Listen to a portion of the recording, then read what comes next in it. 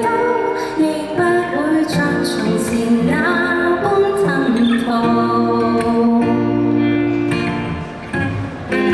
曾經想過活着到底為什麼？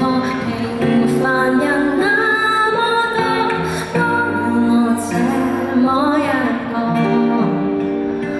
然而是說再見沒有勇氣，還是我努力去拼命相信，誰都可發光，只要找對地方，誰都可發光，讓我熱情依然未乾。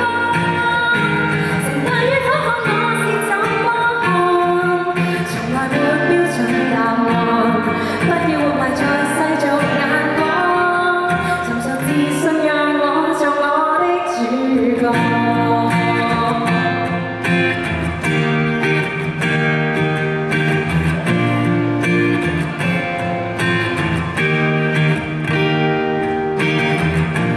我也很想可以看到，用盡努力，但求要你替我感到驕傲。可再真有故事提到，亦不會像從前那般吞吐。曾經想過活着到底為什麼？平凡人那麼多，多了我這麼一